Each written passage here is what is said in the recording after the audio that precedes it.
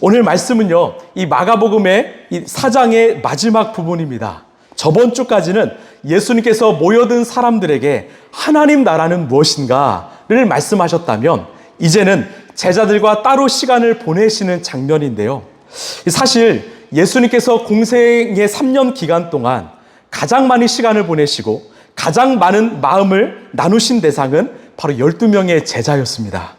이들과 함께 3년 동안 이 동고동락하셨지요.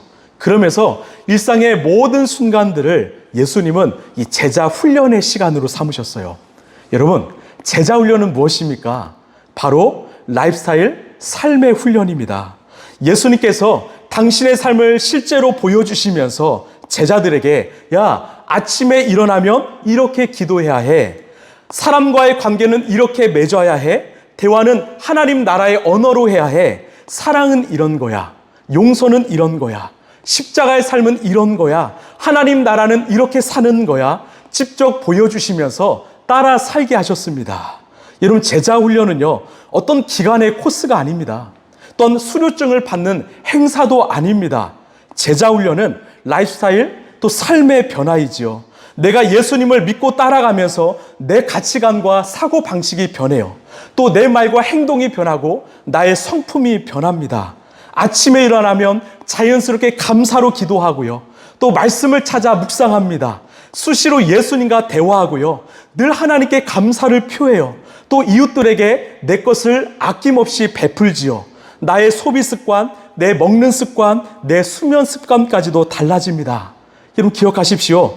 예수님의 복음은 결코 내 삶과 무관하지 않습니다.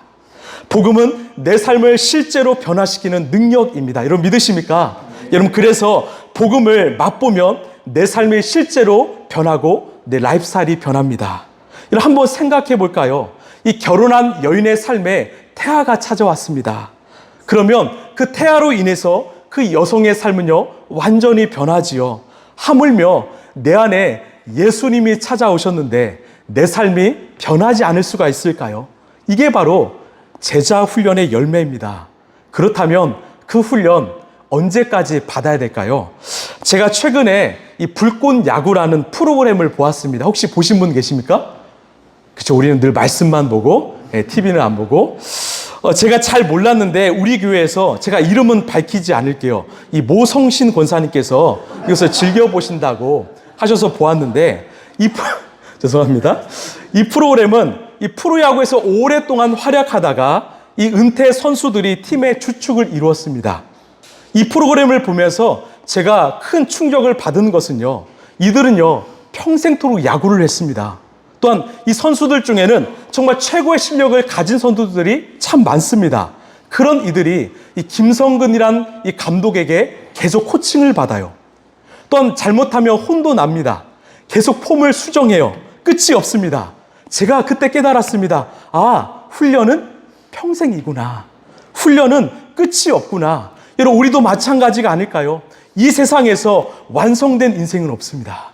완벽한 인생도 없어요. 이게 우리의 실존입니다. 우리의 실존은요, 바로 미완성이에요. 그래서 우리가 이 땅을 살아가면서 평생토록 예수님께 훈련을 받고 또 받아야 합니다.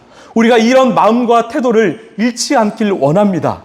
이 정도면 괜찮겠지, 이 정도면 된 거 아닐까? 아닙니다. 우리는 평생토록 예수님을 닮아가고 예수님의 삶을 배워야 합니다.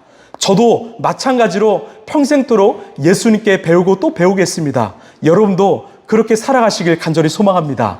오늘 말씀도 그런 제자 훈련의 일환으로 우리 바라보길 원하는데요. 우리 35절 함께 읽겠습니다. 시작. 그날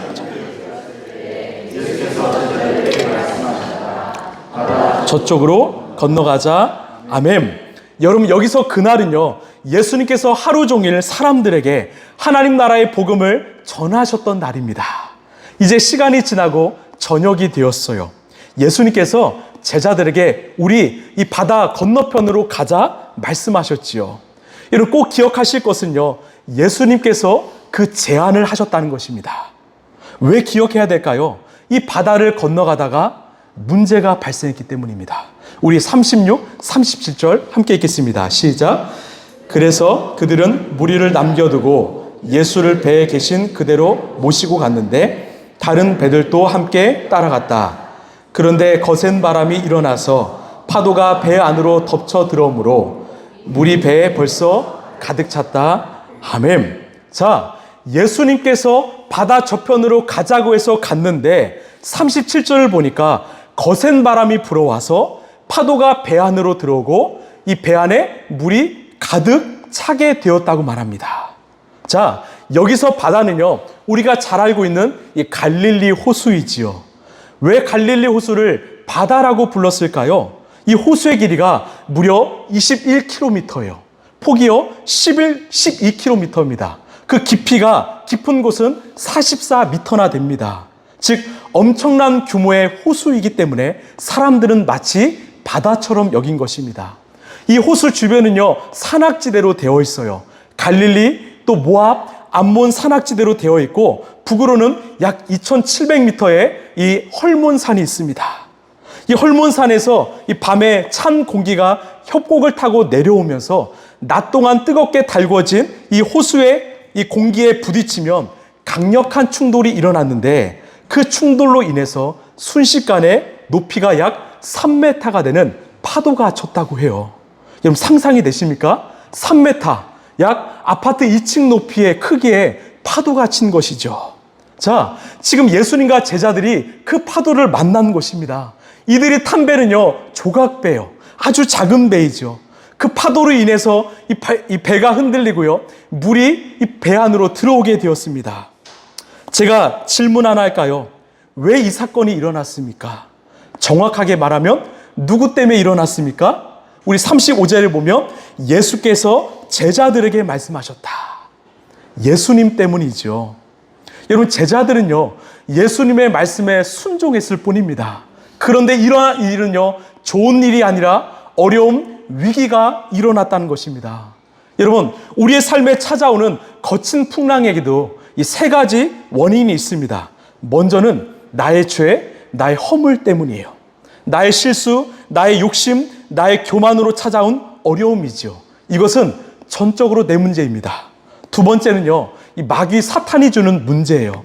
예수님도 광야에서 40일 동안 금식하실 때 마귀가 찾아와서 예수님을 시험했습니다.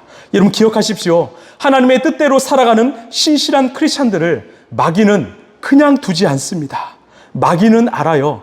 영적으로 깨어있고 믿음에 성장하는 크리스찬들이 누구인가? 그 사람들을 건드는 것입니다. 그 사람을 무너뜨림으로 하나님 나라의 확장을 막길 원하는 거죠. 여러분 그러나 여러분 두려워하지 마십시오. 우리 야고보서 4장 7절입니다. 시작.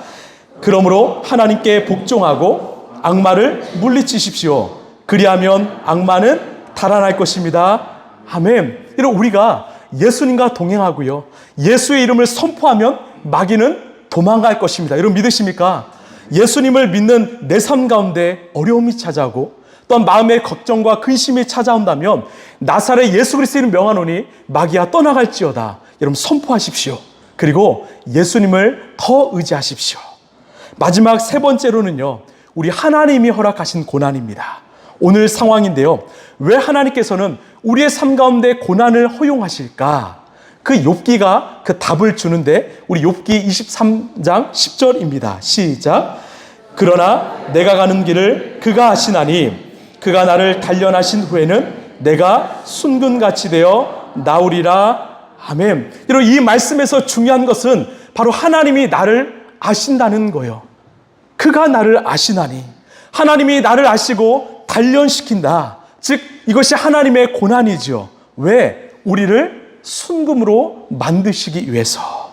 여러분 금이요 순도 100%의 금이 되려면 이 재련의 과정을 통과해야 합니다. 뜨거운 불이는 용광로를 통과해야 불순물이 제거되고 순도 100%의 금이 될 수 있지요. 여러분 우리 하나님이요 우리를 잘 아십니다. 우리 안에도 이 신앙에 이 찌꺼기가 많습니다. 우리요 그렇게 순수하지만 않습니다. 그게 평상시에는 잘 안 보여요. 그런데 내가 잘 믿는 것처럼 보이는데 내 인생에 고난이 찾아오면 드러나기 시작합니다. 내 삶이 흔들리기 시작하면 내 삶의 찌꺼기와 불순물이 보이기 시작합니다. 그때 고난을 통해서 우리가 깨끗해지는 거예요. 순도 100%의 믿음의 사람으로 단련되기 시작하는 것입니다. 제가 늘 말씀드리죠. 하나님께서 당신이 사용하길 원하는 사람은요, 반드시 광야로 보내십니다. 하나님이 모세에게는 40년 동안 미디안 광야에서 살게 하셨고요. 이스라엘 백성들도 40년 동안 여러 광야를 거쳐가게 하셨습니다. 다윗을 유대 광야에서 10년 동안 도망자 생활을 하게 하셨고, 사도 바울도 아라비아 광야에서 3년 동안 살게 하셨습니다. 여러분, 왜 우리 하나님이 당신의 사랑하는 자녀를 그 광야로 보내실까? 이유는 하나이지요. 우리 안에 있는 찌꺼기, 불순물을 제거하시고 순도 100%의 믿음의 사람으로 만드셔서 하나님 나라를 위한 도구로 사용하시기 위함입니다. 그래서요, 저는 이 말씀을 늘 마음에 새기고 묵상하는데, 우리 디모데후서 2장 20절 21절입니다. 시작. 큰 집에는 금그릇과 어떤 것은 귀하게 쓰이고 어떤 것은 천하게 쓰입니다. 그러므로 누구든지 이런 것들로부터 자신을 깨끗하게 하면 그는 주인이 온갖 좋은 일에 요긴하게 쓰는 성별된 귀한 그릇이 될 것입니다. 아멘. 여러분 꼭 기억하십시오. 하나님이 쓰시는 그릇은 금그릇, 은그릇, 비싼 그릇 아닙니다. 바로 깨끗한 그릇이에요. 거룩한 인생이지요. 우리 모두가 주님이 원하시는 깨끗한 그릇이 되어서 하나님 나라를 위해서 또 영혼 구원을 위해서 귀하게 쓰임받게 되길 소망합니다. 여러분, 고난은 우리가 깨끗한 그릇이 되어가는 시간입니다. 지금 거친 풍랑이 찾아와서 이 배가 파손될 위기입니다. 여러분, 그때 우리 예수님이 뭐하고 계셨습니까? 이게 참 흥미로운데요. 우리 38절입니다. 시작. 예수께서는 고물에서 베개를 베고 주무시고 계셨다.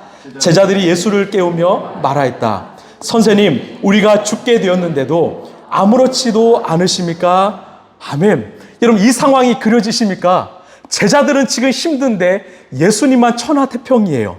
파도가 치고 이 배에 물이 들어왔는데 예수님만 고물, 즉 배 뒤편에서 이 베개를 베고 주무시고 계셨습니다. 저는 이 장면을 상상해 보았습니다. 여러분, 성경을 보실 때는 한번 상상해 보세요. 여러분, 혹시 배 타보셨습니까? 타보셨지요? 배가 심하게 흔들리면 어떻게 됩니까? 이 잠자던 사람도 눈이 떠집니다. 여러분, 우리 예수님도요, 아무리 피곤해도요, 배가 흔들리고 배 안에 물이 들어오는데 계속 주무셨을까요? 저는 아니었을 것 같아요. 제 상상으로는 살짝 실눈을 뜨고 계시지 않았을까? 실눈을 뜨고 계셔서 이 제자들이 지금 어떻게 반응하는지를 보고 계시지 않았을까? 저는 이렇게 상상해 보았습니다. 제가 왜 이런 상상을 했을까요? 지금 이 상황은 100% 우리 예수님의 의도하심이죠. 이유가 있는 고난입니다. 원인이 있는 고난이죠. 이 시간은 훈련의 시간입니다. 아까도 말씀드렸지만 우리는 평상시에는 내 믿음의 현주소를 잘 몰라요. 평소엔 내 믿음 괜찮아 보여. 나 주일에도 빠지지 않잖아. 나 예배 잘하잖아. 괜찮아 보이죠. 그런데 그 사람의 믿음이 진짜인가 아닌가는 여러분 고난을 통해서 알 수 있습니다. 그래서 고난은요, 리트머스 시험이지요. 지금 예수님께서 제자들의 삶에 고난이란 리트머스 시험지를 대고 계시는 거예요. 너희들아, 지금 이 상황에서 어떻게 반응할래? 너희들 지금 이 상황에서 어떻게 할래? 여러분, 우리도 마찬가지입니다. 우리의 삶 가운데 어려움이 찾아왔다면 우리는 어떻게 반응하길 원하실까? 주님이 이것을 지금 보고 계시는 것입니다. 자, 예수님의 제자들이 그 고난 앞에서 어떻게 반응했는가? 우리 40절입니다. 시작. 예수께서 그들에게 말씀하셨다. 무서워하느냐? 아직도 믿음이 없느냐? 아멘. 예수님은 보신 거예요. 두 가지 반응입니다. 왜 무서워하느냐? 왜 믿음이 없느냐? 여러분, 이 두 가지의 반응은요, 한 세트입니다. 믿음이 없는 자는요, 무서워합니다. 믿음이 없는 자는 두려워합니다. 여러분, 왜 제자들이 거친 풍랑을 보고 무서워했을까요? 그 안에 믿음이 없었던 겁니다. 이게 오늘 말씀의 핵심이에요. 지금 제자들은 예수님이 내주신 테스트에 낙제했습니다. 그 이유가 무엇일까요? 제자들이 예수님을 믿기는 하지만 그 예수님이 진짜 누구신지는 몰랐기 때문입니다. 제자들은 지금 주무시는 예수님을 보면서 원망의 눈초리로 바라봤어요. 아니, 우리는 어려움을 당하고 있는데 우리의 스승이신 예수님은 왜 곤히 주무시기만 하는가? 저런 스승을 우리가 어떻게 믿고 따를 수 있는가? 그런 마음으로 바라본 것입니다. 만약에 제자들이 진짜 믿음이 있었다면 다른 시선으로 보지 않았을까요? 아니, 이렇게 거친 풍랑이 찾아왔는데 저분은 어떻게 평온하게 주무실 수 있을까? 혹시 저분이 우리가 그토록 믿고 찾아왔던 그 그리스도 메시아는 아닐까?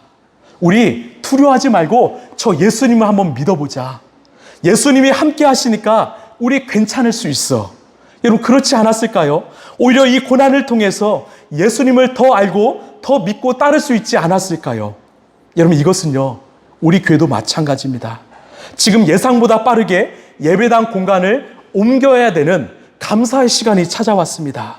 그러면 우리는 두려워해야 할까요? 여러분, 걱정해야 합니까? 아닙니다. 감사한 것은 오늘 말씀의 상황과 우리의 상황이 오버랩 되는 것입니다. 지금 주님께서 우리에게 원하시는 것은 무엇인가? 배를 타고 건너편으로 가자고 하신 분이 주님이시기에 주님이 책임지신다. 마찬가지로 우리 교회를 시작하신 분도 주님이시라면 주님이 책임지신다. 여러분, 이 믿음의 고백이 아닐까요? 저는 이 시간을 통해서 우리의 믿음이 성장하고 하나님이 사용하실 수 있는 깨끗한 그릇이 되길 간절히 소망합니다. 이 시간은요, 하나님이 허락하신 하나님의 시간이고 하나님의 카이로스입니다. 여러분, 내 힘으로 할 수 있다면 그것은 하나님 시간 아니지요. 하나님만이 하실 수 있기 때문에 하나님의 시간, 하나님의 카이로스이죠. 우리가 할 일은요, 주님께 기도하면서 이 상황을 온전히 맡겨드리는 것입니다. 왜요? 그래야 주님이 일하실 수 있기 때문이죠. 제가 늘 묵상하는 말이 있습니다. 한번 들어보십시오. 기도하지 않고 성공한 일은 성공에도 재앙이다. 기도하지 않고 성공한 일은 성공에도 재앙이라는 거예요. 왜요? 기도 없이 이룬 성공은요, 우리를 교만하게 만듭니다. 결국 그 교만은 우리를 패망으로 인도하는 것이죠. 여러분, 오늘 예수님께서 제자들에게 이 거친 풍랑을 통해서 무엇을 말씀하길 원하실까요? 바로 너희들이 믿는 예수는 누구이냐? 이거 알라는 거예요. 너희들이 지금 믿고 따르는 예수는 누구인가? 이것을 알라는 것입니다. 너희들의 인생을 걸고 믿고 따르는 예수는 누구인가? 여러분, 우리도 마찬가지입니다. 우리가요, 이렇게 예배하면서 우리의 온 인생을 던져버린 그 예수님, 여러분, 그 예수님 누구이십니까? 우리 39절 함께 읽겠습니다. 시작. 예수께서 일어나 바람을 꾸짖으시고 바다더러 고요하고 잠잠하여라. 아멘. 예수님의 말 한마디에 풍랑이 그쳤습니다. 고요해졌습니다. 이 41절의 핵심 구절인데요, 우리 41절입니다. 시작. 그들은 큰 두려움에 사로잡혀서 서로 말하였다. 이분이 누구이기에 바람과 바다까지도 그에게 복종하는가? 아멘. 지금 제자들이 말합니다. 이분이 누구이기에 바람과 이 바다까지도 그에게 복종하는가? 무슨 말이에요? 제자들은 지금 예수님을 따르고 있지만 그 예수님이 누구신지 정확히 모르고 따랐던 것이죠. 여러분, 예수님께서 제자들에게 보여주신 일이 무엇입니까? 짧은 시간이었지만 많은 기적을 보여주셨어요.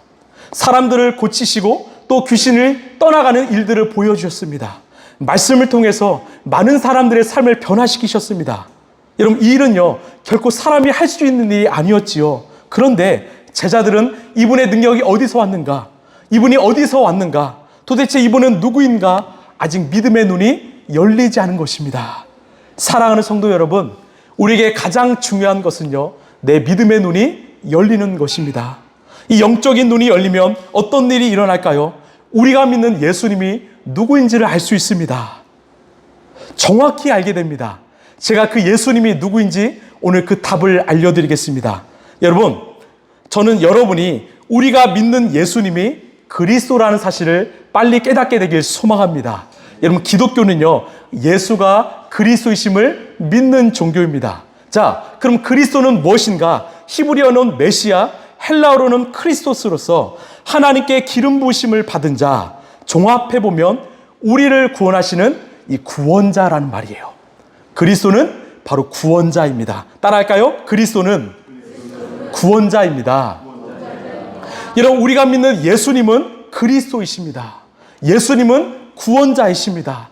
우리는 예수를 그리스도로, 예수를 구원자로 만나야 합니다.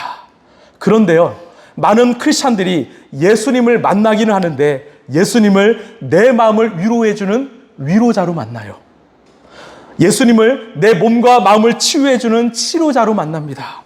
예수님을 내 기도에 응답해주는 응답자로만 만납니다. 그런데 거기까지예요. 예수님은 나에게 도움을 주시는 분, 인격적이신 분, 좋은 분, 그 정도로만 압니다. 안 됩니다. 우리가 진짜 만나야 할 예수님은요, 바로 그리스도이세요. 우리를 죄와 사망에서 건지시는 분, 우리를 생명으로 인도하시는 분, 저는 여러분이 예수님을 그리스도로 만나시길 간절히 소망합니다. 그때 우리의 인생에 거친 풍랑이 찾아와도요, 우리는 흔들리지 않을 수 있습니다. 우리가 예수님을 그냥 좋은 분, 나를 위로해 주시는 분, 나를 도와주시는 분 정도로만 알고 있다면 우리는 위기의 상황에서 그분을 찾지 않을 것입니다. 그분의 손을 붙잡지 않을 것입니다. 그러나 우리가 믿는 분이 예수는 그리스도이시다, 예수는 구원자이시다, 이것을 진실로 믿는 사람은요, 절대로 그분의 손을 놓지 않을 것입니다. 그분과 함께 그 어려운 풍랑의 시간을 견뎌낼 것입니다. 지금 제자들이 무서워서 떨고 있는 이유는 무엇입니까? 바로 그들이 믿고 따랐던 예수님이 그리스도라는 사실을 몰랐기 때문이죠. 저는요, 우리 모두가 예수가 그리스도라는 사실을 온전히 믿게 되길 소망합니다. 그러면 우리는 그분의 손을 결코 놓지 않을 것입니다. 죄와 사망에서 우리를 유일하게 구원해 주시는 분, 우리에게 영원한 생명을 주시는 분, 참 평안과 안식과 소망을 주시는 분, 우리 인생을 끝까지 책임져 주시는 분은 오직 예수님 한 분뿐이시다. 우리가 믿는 예수님은 바로 그리스도이시다. 여러분, 그래서 진짜 믿음은요, 내 열심 아닙니다.